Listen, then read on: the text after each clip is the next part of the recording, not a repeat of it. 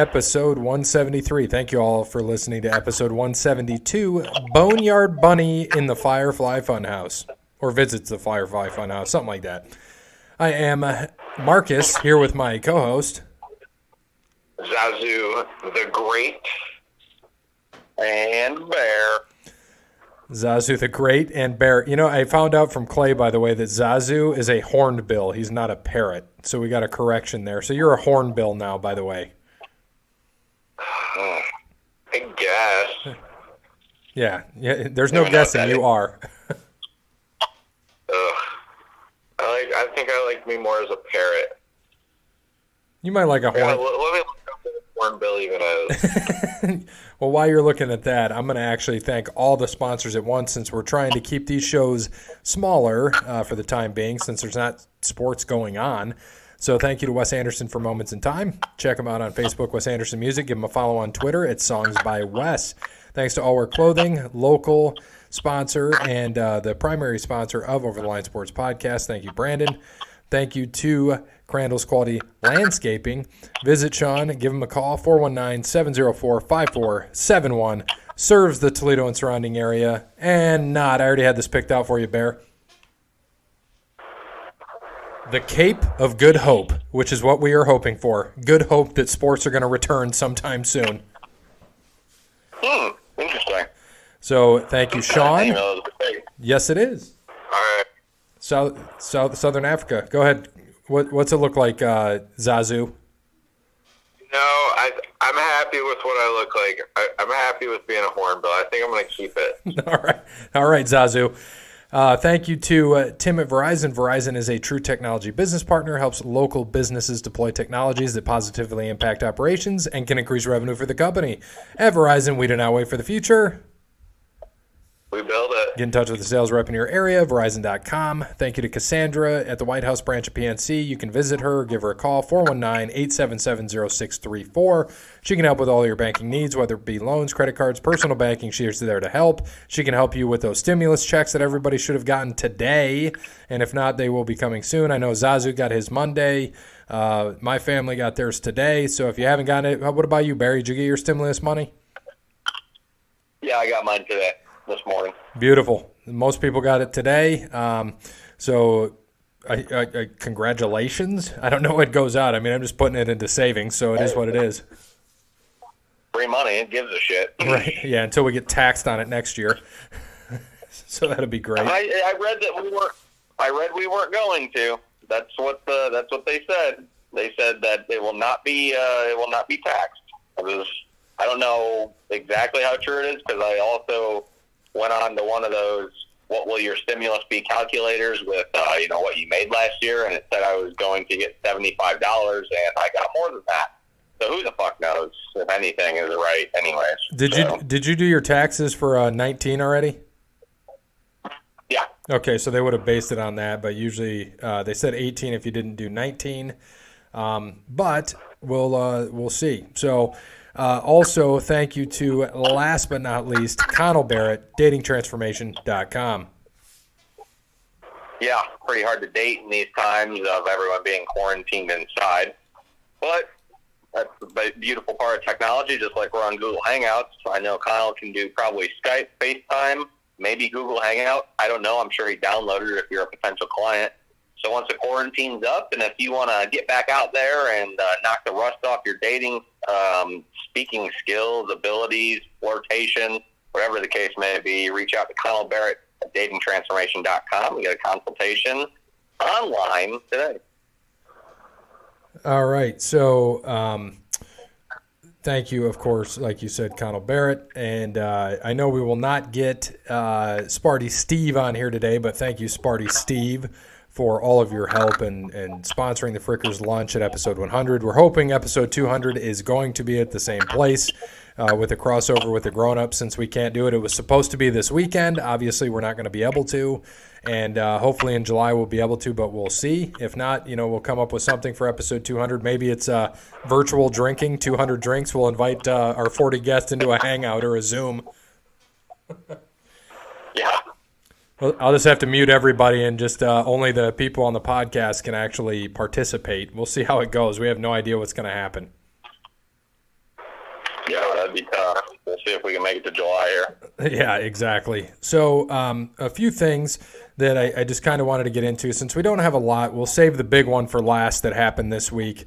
But I know one of the things was we do have the draft coming next week, and we'll cover the draft next week. Do we still want to do what we did last year, do the top picks we think everybody will take? Want to do that again? Yeah, we can do that. So, Parrot, be ready for next week, or Horned Bill, I should say. Be ready for next week. So what we do is you go through the 32 picks. You can make trades, whatever you want to do, and who you think will go where, what picks will be. So just have that ready for next week. Gives you a week to prepare. We'll do that next week. We'll make the whole show basically about the draft because that's all we got to cover anyway. But Christian McCaffrey agreed on a 4-year extension, averaging $16 million a year, making him the highest paid running back in NFL history. Bear, I'll start with you. What do you think? Well deserved. I saw some numbers which I wish I would have screenshotted so I had them in front of me. But over his first 3 years, he has more scrimmage. And I don't even really want to go into it because I can't remember who the players were, but they were all Hall of Famers like Marcus Allen, Bo Jackson. There was somebody else, but over 3 years, he had more scrimmage yards than a certain player, more catches than a certain player, more rushing yards than a certain player, and more total yards than a certain player of that. I wish I had, like you said, I wish I had that. I would have saved it because I can't remember it. But, I mean, it was remarkable. So there's no reason why he shouldn't be the highest paid running back because, honestly, he's the best all-around. He's not the best running back. He's just the best all-around offensive player in the NFL right now. And I don't think that can be argued. So, in comparison to Zeke's contract, how much bigger is his? Wasn't Zeke the highest paid before that? Yeah, I think Zeke was 5-year, $80 million, or 4-year, $80 million, something like that. Okay. 6-year, $90 million was Elliott. So what was he averaging, like $15 million a year or something like that? Yeah, $15 million a year, and he's guaranteed, I think, $28 million over all of it, what it should be. So do you think he deserves it more than Zeke? I mean, I think they both deserve big money. I think that Zeke is the best running back in the NFL, all-around running back. I'm sure, sorry, I shouldn't have said that because now it doesn't make sense. He is the best runner with the football, rushing title guy. McCaffrey ain't going to get you a rushing title, but he's going to get you, he can do 1,000, I think, rather easily. But all-around guy is definitely McCaffrey. There's no doubt about it. I mean, if you get a guy who can dump the ball down or throw little, 3-5 yard routes over the middle and little angle cut routes off the halfback, there's that dude. He's a stud. So, I mean, he was doing it with freaking Kyle Allen last year. He's doing it with Cam. I think any quarterback should be able to throw him the ball on his little routes there, but he's just so damn elusive, and dude just gets bigger and bigger too, man. Last year he jacked up. You saw that. Yeah. Probably doing it again this year. He's amazing. So it'll be interesting to see how that the season plays out. If we do have a season, I hope by then we do. But another thing I found interesting, and I don't know if you guys saw this, was like what happened with Wimbledon, and since they had to cancel Wimbledon. So Wimbledon paid $2 million a year for pandemic insurance for the last 17 years. So $34 million they paid for pandemic insurance. So because of the cancellation of because of the coronavirus, Wimbledon will receive $141 million for this policy. So they made $107 million because of this pandemic. Wow. Yeah, someone, when that came up, was probably like, why in the hell are we putting money into this? And now that person's just sitting back laughing. Yeah, it's the All England Lawn Tennis Club. They purchased that insurance. That's absolutely insane. Because the reason they did it was because 17 years ago we had the SARS outbreak and they lost a shitload of money, so they invested in it and it paid out for them. I mean, they could get it again, and they've made $107 million. So even if they pay $2 million for the next 53 years, they'll still come out $1 million ahead if they keep the insurance. But I guarantee you it goes up from $2 million a year. Guaranteed. will now. Yeah, there's no doubt about that. Hopefully they got they get their year end off that. Oh, by the way, it's going to go up to $3 million now next year. Yeah, I wouldn't be surprised if it was even more than that. I saw another feel-good story. So Jose Tabata, who was a outfielder for the Pirates, Pittsburgh Pirates, saw his neighbor always working on his swing, and he said he's admiring his swing for a couple days now. So he went out there with the net, and he just did batting practice with him into the net. Thought that was pretty cool. He was just putting the balls on the tee for him, letting the kid swing. That's pretty cool to have your neighbor be a former MLB player and then also just take interest in what you're doing and really try to help him out. So I found that very interesting. Yeah, that's a nice story. All right. There were several things that I saw that was on like Facebook or Twitter, all of these things that are going on with the current pandemic. And as we know, we're still on a stay-at-home order unless you're essential business. You're trying to get your essential foods, all these other things.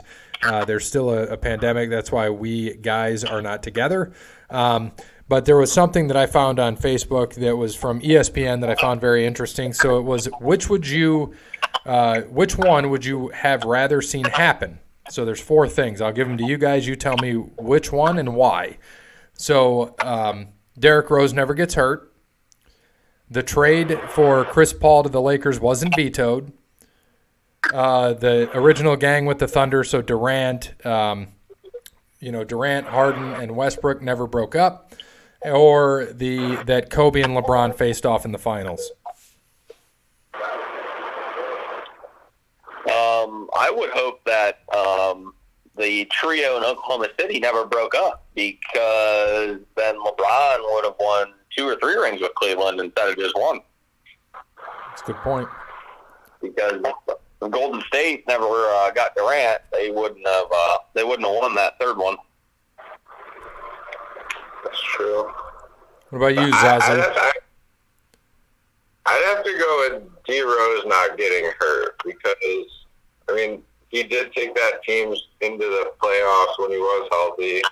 I think he had a lot more potential, and he could have taken a Bulls team to the finals maybe a few times in the East. So, I don't know. I wish I could have. That's one thing I wish we could have got to see, D. Rose not get hurt. And I agree, both of those are good. I don't really care about the Lakers trade with Chris Paul, but I actually would have liked to see Kobe and LeBron in a final, probably more around like the 2010 time, around there, 2009. As Kobe was getting older, LeBron was coming up more and more. But if LeBron would have had more of the supporting cast, I would have liked that. And around that time, though, instead of having, the Lakers were good. And the Cavs were obviously good, too, because the Celtics' Big Three was coming around about that time, and that's why we had Celtics-Lakers a few times in the finals. But I think it would have been cool to see LeBron and Kobe face off at that point. Now, do you think, Bear, I'll start with you, do you think Kobe would have guarded LeBron or LeBron guarded Kobe at that time? For a little bit, but not the entire game. You got to think, when LeBron was out playing in the final that he would pretty much play every position. So there would have been times they would have matched up. But for the most part, I don't think they would have been on each other through the entire game. Zazu? Yeah, I think they would have had their matchups but got switched, playing through the game. And then, if it came down to it, at the end of the game, towards the end of the game, I can see them matching up a little bit more, maybe. Yeah, I totally agree with you there. So the one thing that we had said, a funny tweet I saw, it's always still one of my favorite things, how much Jose Canseco hates A-Rod. He put on Twitter, "Happy Easter to everyone except Alex Rodriguez." Bear, do you have the backstory on that? I don't. Canseco's just an idiot, though. I just can't follow or care. And I'm not a huge A-Rod fan by any means. I'm not sticking up for the guy. I just think Jose Canseco is an idiot. He always has been, always will be. Roided out dude. He's just a moron. He's just dumb. I have a feeling, and it's nothing to joke about, but there's probably some CTE going on in that brain of his. It's not good for Jose Canseco. He's just dumb. Yeah, I completely agree with that. We did. I know we sent this out in a message. Well, a few things. So a few deaths, unfortunately, to report. One being Hank Steinbrenner, who was one of the co-owners of the Yankees, George's son, and him and his brother Hal ran the Yankees for several years. Hank was what, I think 63 years old, something like that. Yeah, 63. That was not that old. Sad thing to see and hear. It's sad news for the Yankees organization, and me being a Yankees fan, that was tough. I know he was battling some illness, but very young. I mean, he just had a birthday a few weeks ago, April 2nd, and just turned 63. So when you think about that, I mean, I think, my parents, my dad at least is in his 60s. He'll be 62 this year. My father-in-law is 64. It would be hard to imagine losing either one of them at this point, and it just kind of puts it into perspective on how old he really was. Right. Yeah, I mean, 63 is not old by any stretch of the imagination at all. Absolutely not. And then the other one we had lost was Edmonton Oilers forward Colby Cave. He was 25 years old, and he died after suffering a brain bleed, which was very unfortunate to hear. Very, very unfortunate. Now, I didn't see, was that a pre-existing condition, or is it something that just came up? I didn't really catch the backstory on that.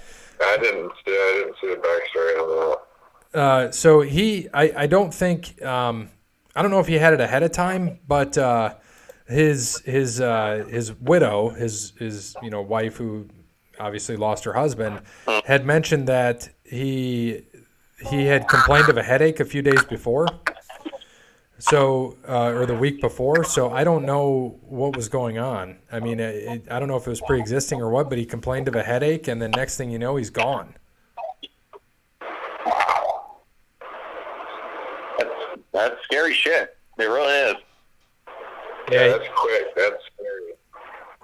Yeah, he was put into a medically induced coma on April 7th after he was airlifted to the hospital. He underwent surgery to move a cyst, putting pressure on his brain. So it sounds like he had a cyst that was putting pressure there and had a brain bleed. So she, and this is sad, reading this just makes me really sad, is she said, and I quote, "I never dreamed of being a widow before our first wedding anniversary." That's sad. It's very unfortunate, very sad. Death sucks, and we know it's going to happen to everybody. But at least Hank Steinbrenner lived a full life. This young man did not, and that's unfortunate. You think about that. I mean, obviously, Bear and I are older than 25 years old. Parrot, you're 25 next year, so it's just crazy to me. Just to think that. That sucks. Yeah. Yeah. Next year. Thanks for that. Yeah, you're 24 this year, so I mean, you've got some time here. Thank you, Zazu, for the reminder.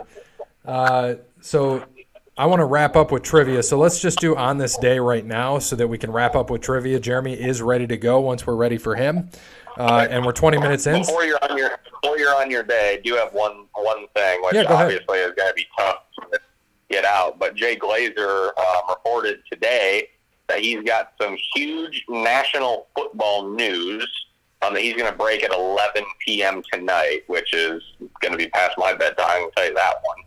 But why it's at 11 o'clock tonight, I don't know. He's saying it's huge news. So we'll end up seeing what that is and be able to cover it next week, if it really is as big as he says. But he made it sound like it was pretty large national news. So it'll be interesting to see what that insight is tonight. But I'm kind of shocked that he has it. Adam Schefter doesn't have anything. Ian Rappaport, the big NFL insiders, haven't said anything about it. So I don't know if that's like journalistic integrity or if it's only something Jay Glazer has about a player trade or anything. He didn't. That was all he gave. He just said nothing along those lines. So it's not like I don't think it's a team. I have a feeling it's an NFL overall thing would be my guess.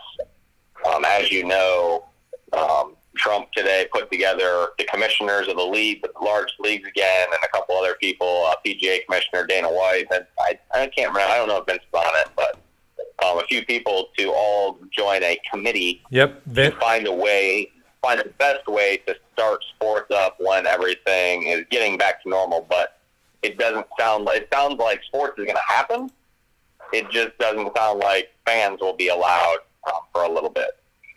Yeah, it sounds like which is fine with me. I don't care. Right. Give me sports, whatever. I'll do sports. Just if there's no fans for a little bit, there's no fans. That's fine by me. But I just want professional sports to be back. Right. Speaking of that too, they are playing starting at 7 on ESPN. 2008, I think, and the 2010 finals for Kobe.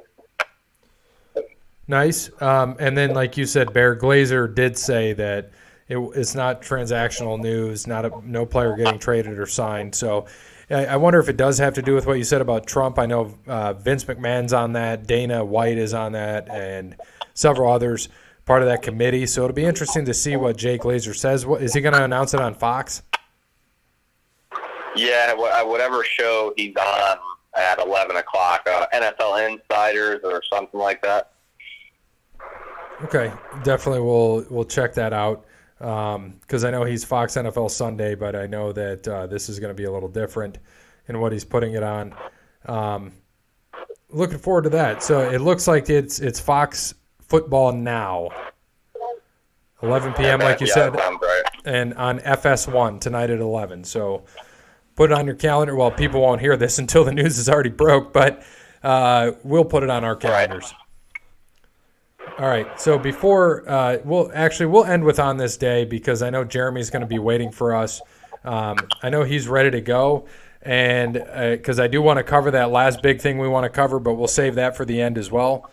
So this should be done within 45 minutes. Jeremy is ready, so I'm going to present my screen so that you guys can see it, and let me know when you guys do see it, and we will be able to go with Jeremy. I am presenting now to the boys. I see it. Perfect. So I'll read it as it comes in. Let's start. Can you guys see that, the question that came through? Yep. Okay. All right. Let's start off with a 3-point NFL question. In 1973 and 1975, O.J. Simpson took only 7 games to reach 1,000 rushing yards. Who is the only other running back, to match that feat since? So we can go to our chat. Good question. We can go to our chat box and get that in there. So 1,000 yards. And when you guys are ready, we're good. It's also good to know that your ex-wife does not like jalapenos. Why is that? I just see it on the left side of your screen there when you're chat. So I just wanted to let everyone know. Oh, thank you. Yeah, I got all the chat boxes up there. Can see them all. And that's fantastic. I'm like, what are you talking about? So I'll tell him we are tough. We are ready. So we've got Barry Sanders from Bear and I, Chris Johnson from Zazu. So we'll see. Jeremy is typing away. 3-point answer. Nope, just the answer. Tell him we'll take the. Yeah. Tell him we'll take the hint. If if we'll put in all our answers and say if none of them are right, we'll take the hint. We'll make it like a 2-point or 1-point question.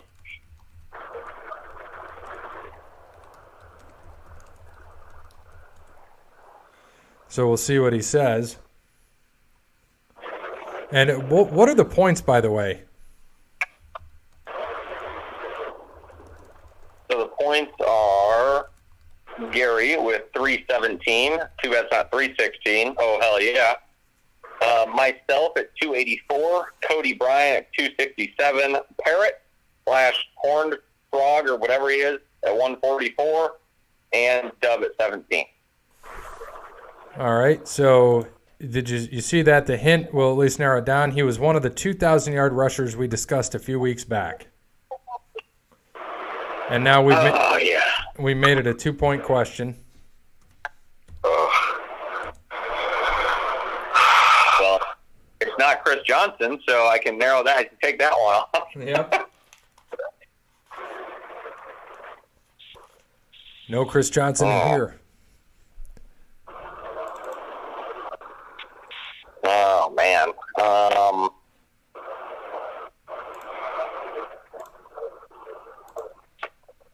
We'll go with Dickerson.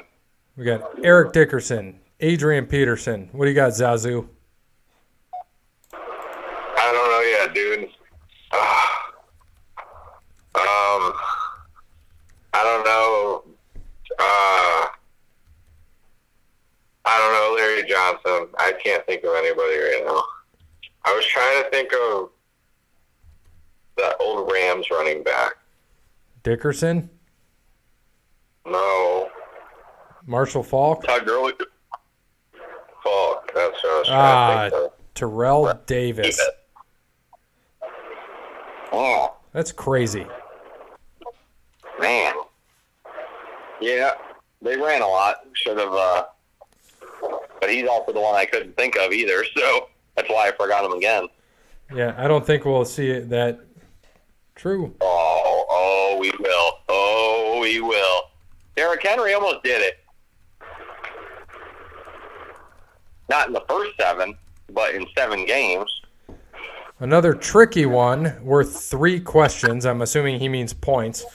Which quarterback has the most yeah, he said it 3 points, not 3 questions. He said they could all see my typos. Which quarterback Damn right we can. Damn right we can, Jeremy. Which quarterback has the most losses in NFL history? Hint, he played from 87 to 2007 and played for 8 different teams.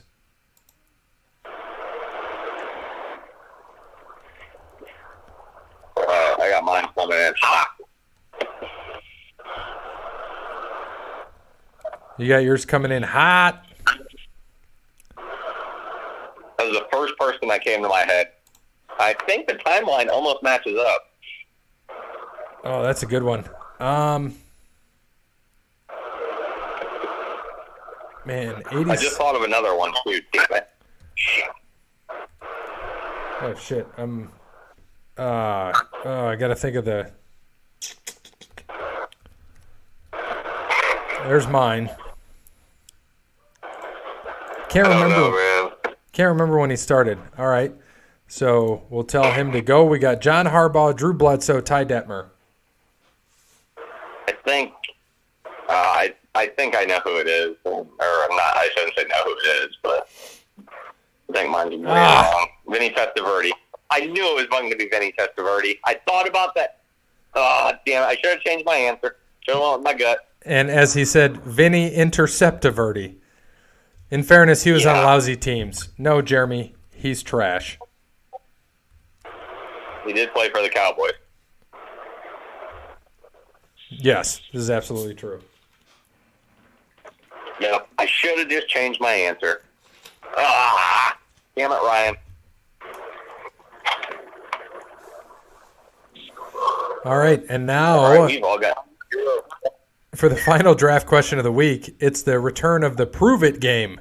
Of your previous 13 number one overall draft picks from 2007 to 2009, how many can you name?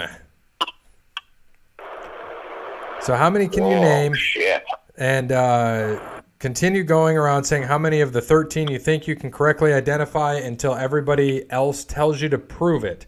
If the person gets the specified number correct, they will get 10 points. If wrong, everyone else will get 5 points.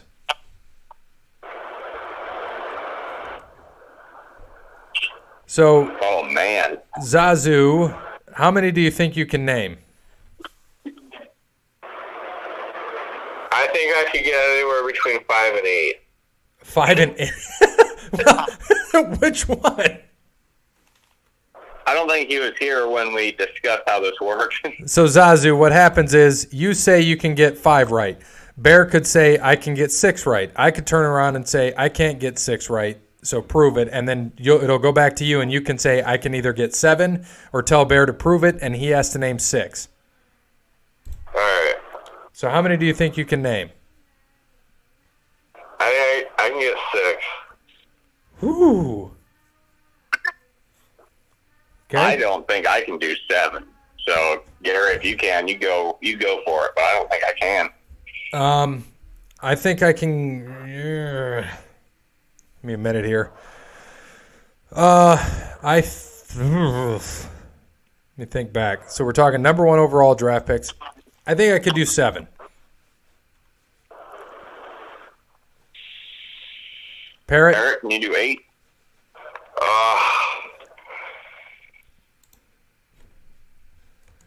So I'll tell him 7 for Gary.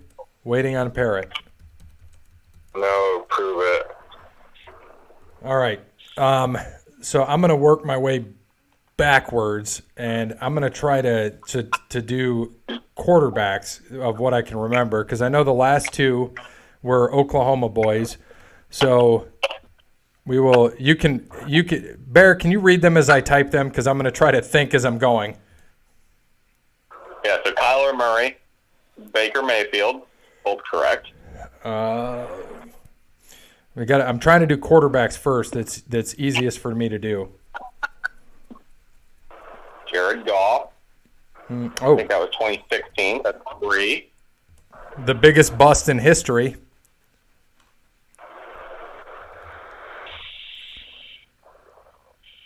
Unfortunately for Jamarcus Russell. Jamarcus Russell, yep. That would have been 07, right? That would have been right there. Yeah, I thought it was 07 or 08. Yep, Luck is correct. Andrew Luck was 2012. Cam Newton, 2011.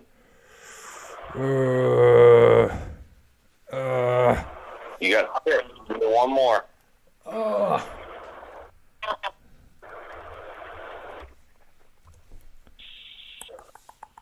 Oh. Yep. Stafford was 2009. Nice. Bradford, yeah. So I gave Mate. That I can't remember anybody. I can't remember like if there was linemen. I just know quarterbacks. Yeah, I want. Clowney. Oh, you know it. Okay. Myles Garrett. Oh, for the Browns, right? Jake Long in 2008. Where'd he go? For the Dolphins. Oh, okay. Well, most of those were quarterbacks. Eric Fisher for the Chiefs was one, I think, in 2013. Would have never got tackle. That. You missed Jameis Winston. Oh. I think I was 15. And that was one of the easier ones. Back. Yep. That was it. Yeah, not bad. Who were the because the only other ones I can think of if we went back further, like into 2000, would be like, I know Eli was one, obviously. Didn't Vic go one too? I don't think so. I thought Vic went one like, oh God, what year was that? 2000? It would have had to have been, but I'm not sure if he did or not. It would have been. He would have been up there though. Oh, the other one that was trash, David Carr, of course. Yeah, David Carr was like 2004 or something like that. Yep.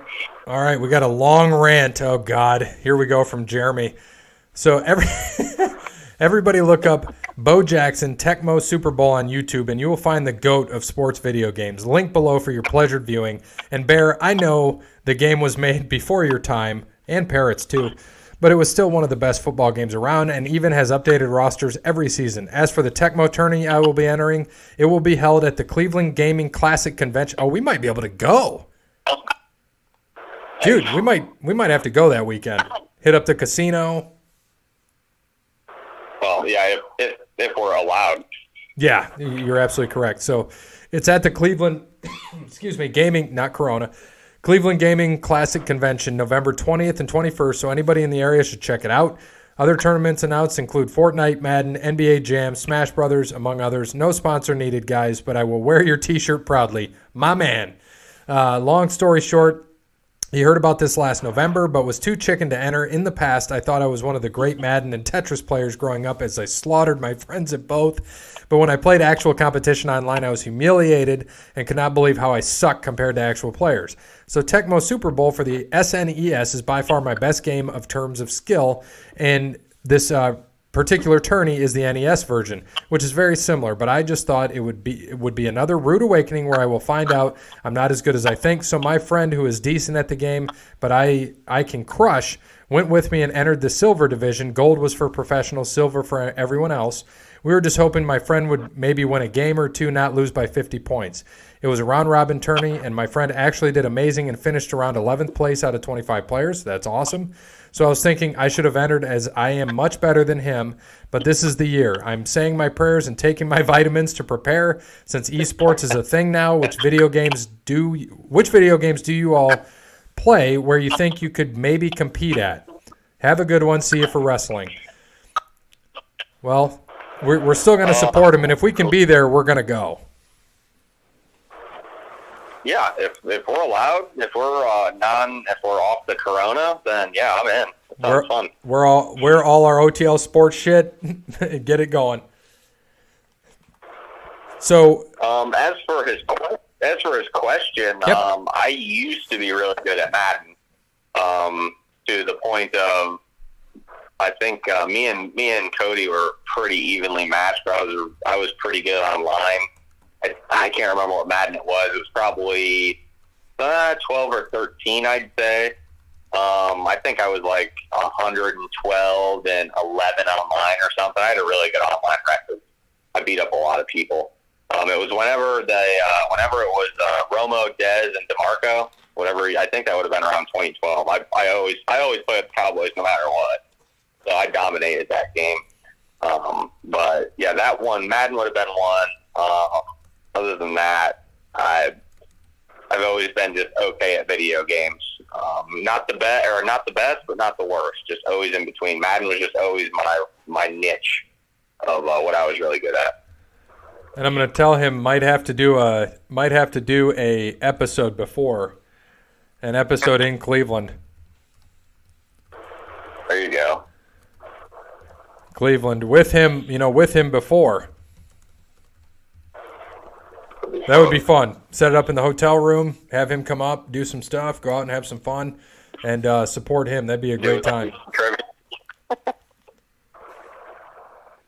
That would be cool, yeah. Have him on the show. I mean, he deserves to be on the show. He's one of those guests that like, I'd rather have him on than any, like, famous person, because he deserves to be on this show. And I know he's kind of backed off a few times, but I think that would be a great time for him to get on and just talk about it, what he's doing, why he's doing it, and just focus that show on Jeremy. I think that'd be cool. Yeah, I think it'd be great too. I think he should be on. It'd be awesome. And I'm going to tell him we hope so too. He just said you guys can still have your 200th episode with the Mega Trivia. I'm hoping so too, Jeremy. We are. And Zazu, what about you, man? What do you got? Game I always was really good at was always like Call of Duty Modern Warfare 2. And then I've always been really, really good at NBA 2K. Okay. I've always been decent at like Madden and most sports games, but 2K I'm definitely the best at. I think of my uncle, who was very good at, and I'll stop presenting for now, but my uncle was really good at Tiger Woods. I think, Bear, I showed you that. He was ranked second in the world in Tiger Woods. Yep. It was insane. Mm-hmm. He was good. I know Bear remembers that. He was not. I thought he was full of shit, and then I watched him. I'm like, oh, my God. He's insane. Yeah. I used to be decent at Tiger Woods. That would have been one of my other ones, but not second in the world decent. Yeah, I always thought he was full of shit. Like, I watched him play an 18-hole, par 3 course and shoot an 18. Like, he had 18 hole-in-ones. It was stupid. It was ridiculous. The only thing with Tiger Woods, though, is you could build your character up so much in that to be literally the best, and it was nuts. and he was second in the world, and the guy he knew, like, they would chat all the time and play each other, and they would go back and forth. And there was a time he was one in the world for a little bit, which is crazy to me. I thought it was cool, like, yeah, my uncle's second in the world in Tiger Woods golf, before it was an esports thing. Yeah. For me, I mean, I was I was okay at Madden. I did pretty well if I played consistently, but I just didn't play enough because I know, like, I would play with Bear a few times. I think I may have beat you once, and otherwise you would just run the floor with me, and that was that. But I could beat everybody else, and then I could beat all my friends, except when I go on to play Bear, I'm like, oh, now I'm in the big leagues. Yeah, this ain't happening. So that's where I would learn that I wasn't as good as I thought I was. So that's what was cool about that. But if I did play more, because I went from Sega, like if it was Sega Madden, I'd dominate people. From back in the late 90s, I mean, 97, 98, 99 Madden, destroy. And that was always my shit back in the day. But that's it. I mean, I was good at Sonic 2. That was the first game I ever beat as a kid on Sega. I mean, I can run through that really easily today even. So I find it fun. And they had the Genesis Classic games on PS4, and I played that as well on there and still can run the floor with it. So it's pretty awesome. All right. So I stopped sharing my screen so we could do our On This Day. And we want to talk about some things on this day, of course. So today is Tax Day. And actually, Tax Day is now in July. So today is not the actual tax day. All right. It was nice, though. I got a nice stimulus, so it kind of felt like it was almost like an oxymoron. We got money from the government on tax day. That is hilarious. All right, so Babe Ruth, give me the year, hits his first of his 60 home runs of the season. 1929? Barrett? 1919. 1927. And that record stood until 61, of course, when Maris hit 61. All right. Jackie Robinson becomes the first African American to play in U.S. Major League Baseball. That would be 1942. Parrott?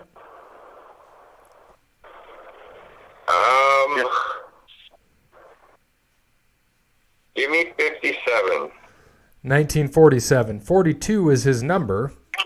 47, it was after the war. Yeah, that's right. After the war, he debuted. Okay, 43rd U.S. Masters tournament at Augusta National. Fuzzy Zoeller wins his only Masters with a birdie on the second hole of a playoff against Ed Snead and Tom Watson.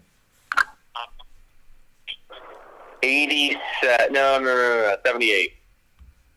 Zazu? I don't know, 82. 79. 79. I was close. Magic Johnson sets the NBA record for career assists with 9,898. 98. 90. 91. Oh. Very close. So birthdays on this day. Let's see if we have any interesting ones on this day. We never really know. James J. Jeffries, American heavyweight boxer, born in 1875. Is he still alive? Oh, yeah. Definitely. Most definitely still alive. Let's see if we got anybody else that's of any interest. How about Jason Sehorn? All right, yeah. 49. Old giant. Milton Bradley, the baseball player, 42. I find that interesting. And that's really the only ones I have of interest on here for birthdays on this day. We'll look at a few other things. Nothing really on the deaths that people would know. So we can just move on from there. So let's get to our last thing of the day that we want to talk about. The biggest news in sports this week. is Kyle Larson in iRacing, was doing an iRacing event that was broadcast live, and he was trying to talk to his spotter, lost communication after he had wrecked, and unfortunately used a racial slur in it, and everybody that was on that could hear him. So after that, he was suspended indefinitely from iRacing, from NASCAR, and then as the days progressed, his sponsors all dropped him. Chevy dropped their contract with him. His sponsors dropped, and then Ganassi Racing fired him. So, Bear, I'll start with you. What do you think? Well deserved. I mean, it was clear as day. He knew what he said. He even said at the end of it, "I can't believe I just said that." And then gave an apology. It was kind of half-assed, or someone wrote it for him. It wasn't for him.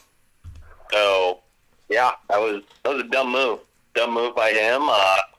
Just by saying something really stupid, obviously very racist. Drop the old hard R, so you never, ever should say racial slurs, but definitely not that one. So, yeah, I think all of that is well-deserved, and I'm sure he'll be back in NASCAR eventually, but it won't be for a little bit. Yep, I did see Marcus Stroman of the Mets had challenged him to a UFC fight over the racial slur. Stroman, out of all people? Really? Yeah, Marcus Stroman. Yeah. This is my thing with that is, I mean, I get it, but it was wrong, but it's not like he harmed Marcus Stroman, so why is Marcus Stroman attacking him? You know? Right. That's not like he said it about Marcus Stroman, or he said it, he just made a horrendous judgment, a dumbass judgment, something that you should never say, but why someone would have to call him out to a UFC fight or a boxing match is just kind of stupid as well. Just shows maturity of Marcus Stroman also, trying to be a tough ass for no reason. Could have just said, yeah, well, that was a dumb thing to say and moved on, but kind of shows his character as well. Right, and you know, with Kyle Larson, it sucks. I mean, last year he had won the Monster Energy Open. He won the All-Star race. He's a good driver, and I believe, isn't he Japanese American as well? Yeah, I think his grandma was Japanese. They said so. He's a quarter or something like that, half quarter or something. Yep, and then his wife is the sister of, if anybody watches World of Outlaw, Brad Sweet. A lot of people know who he is, especially in World of Outlaw, and just this whole thing just sucks. I mean, he's 27 years old. Yeah, he made a mistake, but think about this: like Hulk Hogan did the same thing, and people still don't forgive him for that. And, you know, I agree. I talked to my father-in-law, and he said, you know, he thinks somebody signs him. I don't think anybody's going to sign him for a little while. Yeah, it's gonna be a bit. What do you think, Zazu? I mean, that's a quick way to throw away a great career you had going, I'll tell you that much. And I do agree that he will get another ride again, but I don't think he'll be getting on a big team. I think he'll have to work his way back. Yeah, it's it's tough, and he worked his whole life for his career and what he's doing, and he's a damn good driver, but he wasted it all with just a comment, and it's unfortunate. And, several, I don't know how many drivers have commented on it yet. I know Joey Logano had commented on it. And he talked about just you're representing a brand, and you can't do that. So, he's representing NASCAR and all these other things. And like Logano spoke of himself, he's represented by Shell, Pennzoil, Coke, Ford. You're representing all of these things. So to make that comment, yeah, you're going to get dropped. I know McDonald's dropped him, Capital One dropped him, several others dropped him. I don't know if Bubba Wallace has commented on it. Obviously, he is the only African-American driver on the circuit right now. But, it's just crazy that we were just talking about Bubba Wallace a few weeks ago for rage quitting. That's easily forgotten now. I can tell you that. Yep, that's true. It makes, it's obviously way less severe than what Larson said. But yeah, I mean, that's the other thing is that one guy says it, and there's been a stereotype. There is a stereotype through NASCAR that it's a Southern redneck, Confederate flag waving, white majority sport, and this doesn't help it. And it's just going to push that narrative. And I think NASCAR itself does fantastic jobs of pushing minority and, not just sticking to the same guns that they always do, that they do get out there and they want, minorities to get in and do that. And, Bubba Wallace is huge for them. Even Larson, man, I mean, he's kind of a minority as a half Japanese or, quarter Japanese guy, that he's there as well. But it sucks for NASCAR because even though it's not their fault, it's just going to come back to that for them. I've already seen it. I've already seen it on Twitter, and I've had to hold back and say, are you really going to sit here and blame all of NASCAR for one guy, making that statement? I mean, but that's how the world works, and that's how it is, unfortunately. It's too bad that's what NASCAR gets looked at in that light. And when we went to the race, there was a whole bunch of different ethnicities there that we saw. It wasn't just all white people. So it sucks for them, but they all made the right choice. He was suspended indefinitely by NASCAR and his team, and then fired by his team. So I think that they all made the correct choice there and did what they were supposed to do in a timely fashion, and it didn't take them long. I think they saw the video and boom, made their decision. It was done, and they all made the right one, and I think firing him was the right one. But he'll be back. It'll be a little bit, but he'll be back in NASCAR. Yep, and then it'll be brought back up to everybody's attention because there will be controversy surrounding it, and could be 5 years from now there will still be controversy. I find it interesting, if this COVID-19 did not happen, this wouldn't be happening. We wouldn't be talking about this. They'd be driving and racing right now, but unfortunately, things happen. You should never, use those words. As we always talk about, everybody's recording. Your Alexa's recording, your phone's recording. Everything's listening to you at all times. And you just don't say things like that. I mean, one of the guys on this show is an African American. We would never use that slander. And, we take that very serious. We cover, these tough topics. And I wish he was here to discuss it. And I know he's not here, and we'll get his take next week because I do want him to comment on it. I do want to hear his thoughts because, the three of us are young white males. We have not had to live through and go through things that African Americans have. And I think it would be good, and I do truly want to hear the perspective of Cody Bryant because he has commented several times when we brought up issues like this, and he has a good take, and I really appreciate what he brings to the table about it. So looking forward to what Cody has to say about this. We will bring it up next week. We're out of time for this show, so thank you to Wes Anderson for Moments in Time. Check him out on Facebook, Wes Anderson Music. Give him a follow on Twitter at Songs by Wes. Thanks to All Work Clothing. Thanks to Crandall's Quality Landscaping. Tim at Verizon. Cassandra at PNC. Connell Barrett, datingtransformation.com. And Sparty Steve. Didn't get on the show, but that's okay. Maybe sometime you will again. And as always, good morning, good afternoon, good evening, and good night. Hit them straight. Make sure you wear them masks in public.